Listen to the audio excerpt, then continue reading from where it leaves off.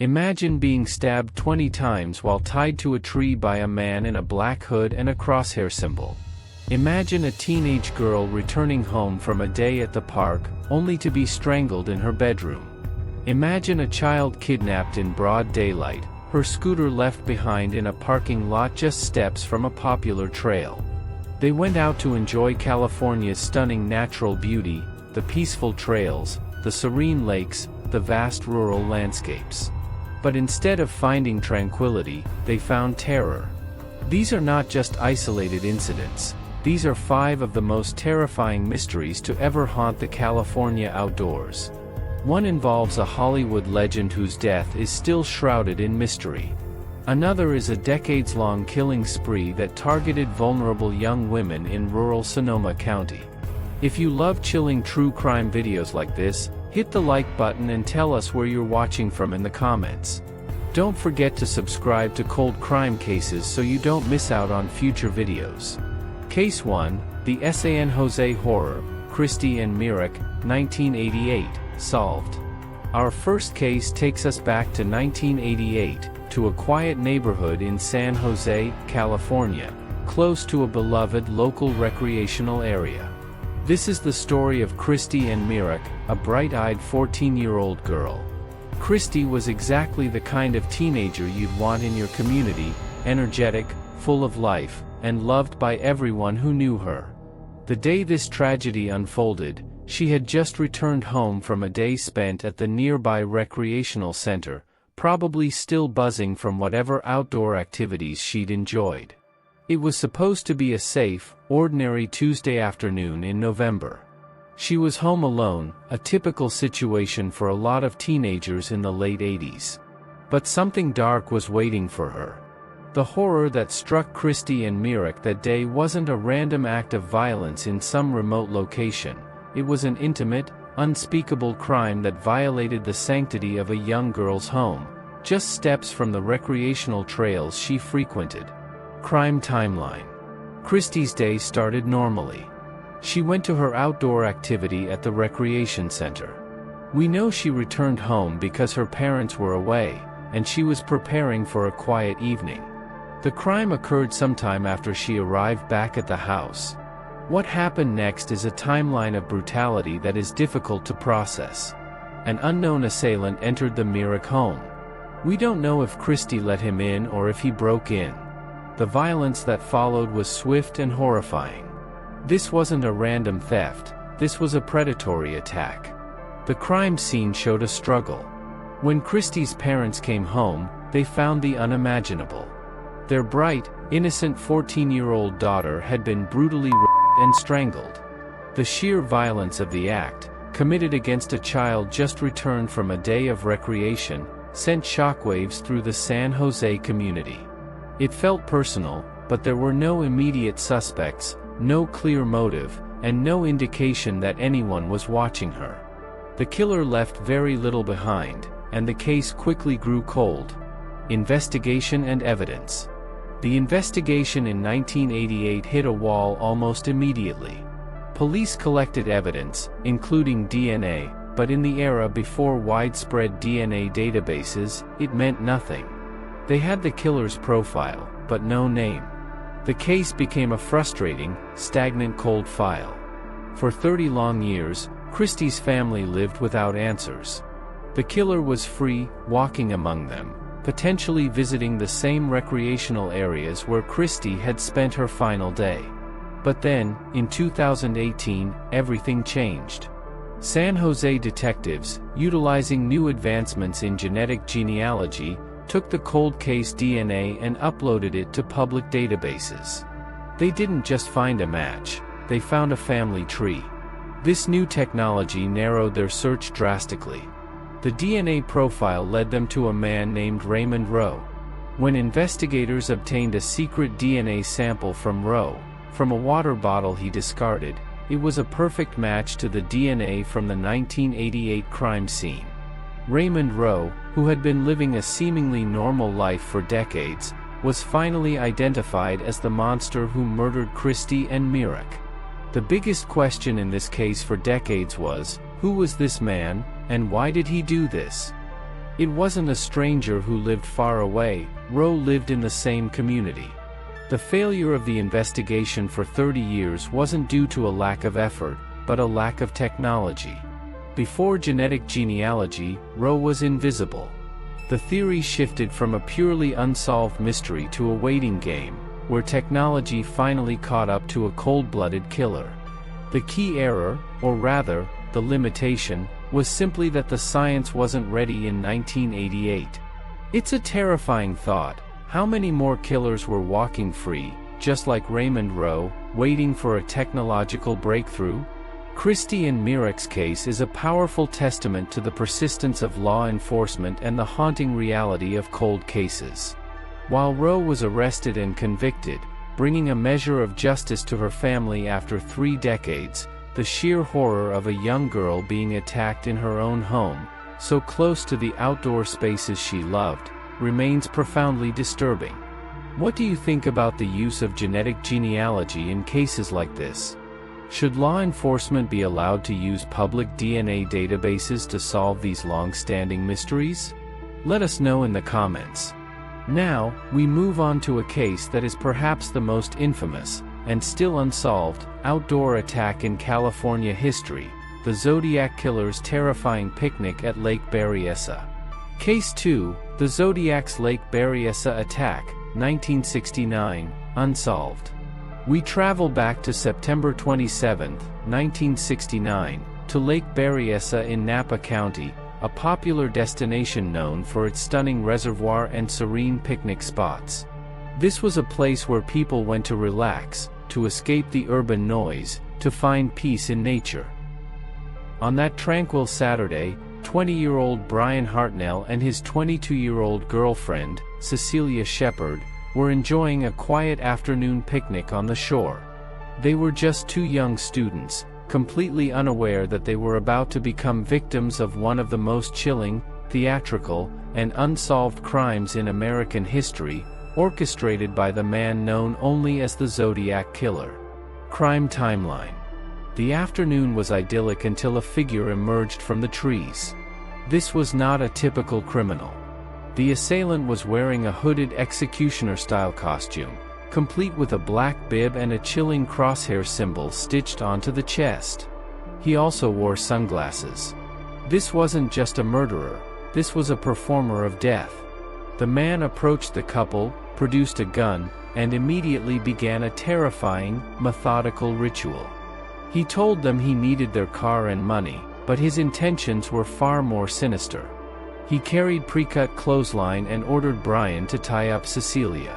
When Brian was done, the killer tied Brian's hands.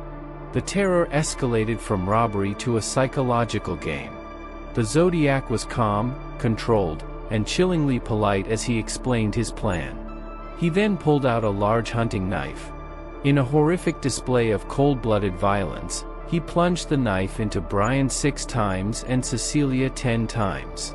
He wasn't just killing them, he was making a statement. He left them for dead, but before leaving, he committed one final act of calculated horror. Investigation and evidence. The Zodiac Killer was already active, having claimed other victims, but this attack was uniquely theatrical. After the brutal stabbings, the killer walked to Brian Hartnell's car and used a felt-tip pen to scrawl a chilling message on the door: Napa December 69 November 69 December 20th, 69 September 27th, 69, 6:30 p.m. by knife. Below it, he drew his signature crosshair symbol. Miraculously, Brian Hartnell survived the attack, though Cecilia Shepard succumbed to her wounds 2 days later. Hartnell provided the police with a detailed description of the killer's strange costume and his eerie calm. This wasn't an investigation of a random murder, it was an investigation of a killer who wanted to be famous, who reveled in his notoriety. The Zodiac continued to taunt the authorities and the public with cryptic letters and complex ciphers sent to newspapers. But despite the extensive evidence, the letters, the ciphers, the eyewitness testimony, the investigation failed to capture the man behind the costume. The case of the Zodiac Killer remains perhaps the most famous unsolved mystery in California. Countless theories have been proposed, and numerous suspects, including Arthur Lee Allen, were investigated, but none were definitively proven to be the Zodiac. The sheer audacity of the attack in broad daylight, in a public recreational area, and the psychological warfare the killer waged through his letters, make this case particularly disturbing. Why was he never caught? Was it because he was smarter than the police, or did he simply stop? The prevailing theory is that the Zodiac was a highly organized individual, capable of disappearing without a trace, and the confusion surrounding his identity has haunted investigators for decades. The Lake Berryessa attack highlights the horrifying reality that even in the most peaceful natural settings, evil can lurk. The Zodiac's reign of terror remains an open wound in California's history. Which of the Zodiac's actions do you find the most chilling? The costume, the stabbings, or the cryptic letters? Share your thoughts in the comments below. Now, we turn to a case that combines the glamour of old Hollywood with the terror of an isolated maritime mystery, the death of Natalie Wood. Case 3, The Enigma of Natalie Wood, 1981, Unsolved. On November 29, 1981, Hollywood icon Natalie Wood, celebrated for her roles in Rebel Without a Cause and West Side Story, disappeared from a yacht near Santa Catalina Island. Catalina is a beautiful, popular outdoor destination off the California coast, known for its scenic harbors and quiet waters. Natalie Wood was 43, and she was aboard her yacht, the Splendor, along with her husband, actor Robert Wagner, their guest, actor Christopher Walken, and the boat's captain, Dennis Davern. What began as a leisurely weekend cruise turned into a devastating tragedy, a mystery that has haunted Hollywood and investigators for over 4 decades. Crime timeline. The events of that evening remain murky, clouded by conflicting accounts and heavy drinking. The group had dinner on the island and returned to the Splendor. According to reports, tension was high between Wagner and Walken, possibly over Natalie's career. Arguments reportedly erupted. Sometime late that night, Natalie Wood disappeared. She was last seen preparing for bed. The next morning, her body was found floating in the water about a mile from the yacht. She was wearing a red down jacket and a nightgown. The discovery sent shockwaves through the world. The initial reaction was that she must have fallen overboard, perhaps while trying to secure a dinghy or perhaps during an argument. Investigation and evidence. The Los Angeles County Sheriff's Department initially ruled Natalie Wood's death an accidental drowning.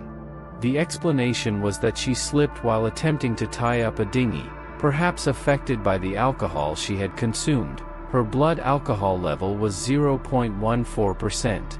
However, inconsistencies in the accounts provided by the others on the yacht immediately raised red flags. The captain, Dennis Davern, later changed his story, claiming that Wood and Wagner had a heated argument just before she disappeared and that Wagner had delayed calling for help. The case was officially reopened in 2011. Investigators noted significant bruises on Natalie Wood's body, which were initially dismissed but later led to the reclassification of her death certificate in 2012 from accidental drowning to drowning and other undetermined factors. In 2018, Robert Wagner was named a person of interest. The questions shifted from "how did she fall" to "was she pushed?" The theories surrounding Natalie Wood's death range from a tragic accident fueled by alcohol to foul play. If it was foul play, who was responsible, and why was it covered up? The lack of clear answers and the isolation of the maritime setting make this case uniquely disturbing. The confusion centers on the timeline and the varying testimonies. Was it an accident during a drunken attempt to secure the dinghy? Or was there a struggle on the deck that led to her falling overboard? The key failure in the initial investigation was the lack of scrutiny on those present on the boat, particularly Robert Wagner and Christopher Walken.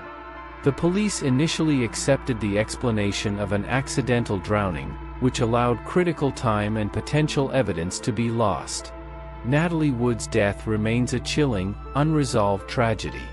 The case highlights the dark undercurrents beneath the seemingly glamorous life of a celebrity and the haunting ambiguity that comes with an isolated maritime setting. Do you believe Natalie Wood's death was an accident, or do you think foul play was involved? Let us know your theories in the comments. Now, we move from the glitz of Hollywood to the darkness of a rural killing spree that terrified Northern California, the Santa Rosa Hitchhiker Murders. Case 4, the Santa Rosa Hitchhiker Murders, 1972 to 1973, Unsolved. Our fourth case takes us to the vast, rural landscapes of Sonoma County, California, between 1972 and 1973. This area is beautiful, characterized by rolling hills, vineyards, and dense forests, perfect for outdoor exploration. But during this period, these scenic surroundings became a dumping ground for a serial killer. This is the story of the Santa Rosa Hitchhiker Murders, a horrific series of crimes targeting young women and girls who were simply trying to get from one place to another. At least 7 victims, aged 12 to 23, were murdered, their bodies often found discarded in rural areas, near creeks, or along hiking trails accessible from nearby highways. Crime timeline. The terror began to unfold in 1972. The victims were often hitchhiking, a common mode of travel at the time. They included Kim Wendy Allen, who was 19, and Lori Lee Cursa, just 13. The victims were found at different times, in different isolated locations, but the similarities in the circumstances of their deaths were deeply disturbing. The bodies were usually discovered nude, showing signs of sexual assault and strangulation. It was clear that a predator was stalking the highways of Sonoma County, luring young women into his car and then murdering them in remote, outdoor settings. The timeline of these disappearances and discoveries painted a picture of a calculated killer who knew the rural area well, using the isolation of the countryside to his advantage. The community was gripped by fear, every hitchhiker was a potential victim, and every rural road felt dangerous. Investigation and evidence. The Santa Rosa Hitchhiker Murders were initially difficult to connect due to the wide geographic area where the bodies were found. However, investigators soon realized they were dealing with a single perpetrator. The consistency in the methods, strangulation and sexual assault, suggested a serial killer. The investigation was massive, but frustrating. Many potential suspects were considered, including notorious figures like Ted Bundy and even the Zodiac Killer, but they were eventually ruled out. The police were dealing with a ghost. The lack of eyewitnesses in these secluded areas, and the difficulty of processing evidence in the early 1970s, hindered the investigation. Even with modern DNA technology, which has been applied to some of the remaining evidence, the cases remain cold. The failure here wasn't a lack of trying, but the sheer difficulty of identifying a killer who was meticulous about where he left his victims and who he chose. The primary theory is that an elusive serial killer, likely a local familiar with the back roads and trails of Sonoma County, was responsible for all the murders. This killer preyed on the vulnerability of young hitchhiking women. The haunting aspect of these cases is the sheer scale of the horror and the fact that the killer was never brought to justice. The open question remains, who was this man, and why did he stop? Did he move? Was he incarcerated for another crime? Or is he simply still out there, a phantom of the California countryside? The Santa Rosa Hitchhiker Murders remain a chilling reminder of the dangers that lurked on California's rural roads in the 1970s. The victims' families are still waiting for closure, and the memory of these brutal crimes continues to haunt the region. What do you think is the most plausible reason this killer was never identified? Do you believe he was a local? Share your theories in the comments. Finally, we turn to a case that hits close to home for many, the daylight abduction of a young girl near a popular outdoor spot in Hayward. Case 5, the abduction of Michaela Garecht, 1988, unsolved. Our last case takes us to Hayward, California, on November 19, 1988.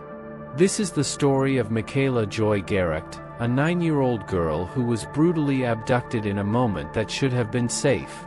The location was a parking lot just outside a market, an area frequented by locals and very close to trails and parks. Michaela was a cheerful, bright child, full of typical childhood energy. That Saturday morning, she and a friend had ridden their scooters to the market. It was a seemingly ordinary errand, the kind of independence children in the 80s often enjoyed. But this ordinary moment turned into an unforgettable nightmare. Crime timeline. Michaela and her friend entered the market. They left their scooters just outside the door. When they came back out, one of the scooters was missing. Michaela's friend went inside to report the missing scooter. Michaela stayed outside to retrieve hers. In those few moments alone, as she stood near her scooter, a car pulled up. A man got out, grabbed Michaela, and violently pulled her into his vehicle. The abduction happened in seconds, in broad daylight, in a busy parking lot. Michaela's friend came back out just as the car sped away, bearing witness to the terrifying end of Michaela's childhood. This wasn't a secluded crime, it was a brazen, opportunistic act in a public space near popular recreational areas, leaving no doubt about the perpetrator's terrifying boldness. Investigation and evidence. The immediate search for Michaela was massive. Witnesses described the abductor as a white male in his 20s, driving an older model car. But despite the eyewitness accounts, no trace of Michaela was found. The case went cold, haunting the Bay Area for decades. The investigation linked the abduction to other cases near trails and parks, suggesting a potential serial offender. For over 30 years, Michaela Garecht was just another missing child. Then, in 2020, a significant breakthrough occurred. Investigators, using modern techniques and cross-referencing information, were able to link a convicted serial killer, David Misch, to the abduction. Misch was already serving time for another murder. The charging of David Misch brought a measure of understanding, but it didn't provide closure. Michaela's body has never been found. The enduring tragedy of this case is the mystery of her final moments and the lack of a gravesite for her family. The primary theory now is that Misch abducted and murdered Michaela, and her body is likely buried in a location known only to him. The failure here lies in the difficulty of recovering a missing child's remains decades after the crime. Even with a suspect identified, the absence of Michaela herself makes the case feel agonizingly incomplete. The abduction of Michaela Garecht is a terrifying reminder that danger can strike anywhere, even in a seemingly safe neighborhood on a sunny afternoon. The brazenness of the abduction and the subsequent decades of silence make this one of California's most unsettling mysteries. If David Misch is responsible for Michaela's disappearance, what do you think happened to her body? Do you believe the case will ever be fully resolved? Leave your thoughts and theories below. These 5 cases, from the chilling abduction in Hayward to the Zodiac's theatrical horror at Lake Berryessa, remain some of California's most haunting crimes. Some have seen justice decades later, while others remain completely unsolved. We've explored cases of brutality near recreational areas, terrifying events in isolated rural settings, and a mysterious death on the open water. Each one is a stark reminder that the darkness can penetrate even the most serene landscapes. Which of these stories haunted you the most? Share your thoughts or theories below, and if we see something compelling, we might include it in a future episode. Don't forget to subscribe to Cold Crime Cases, where the forgotten never stay forgotten.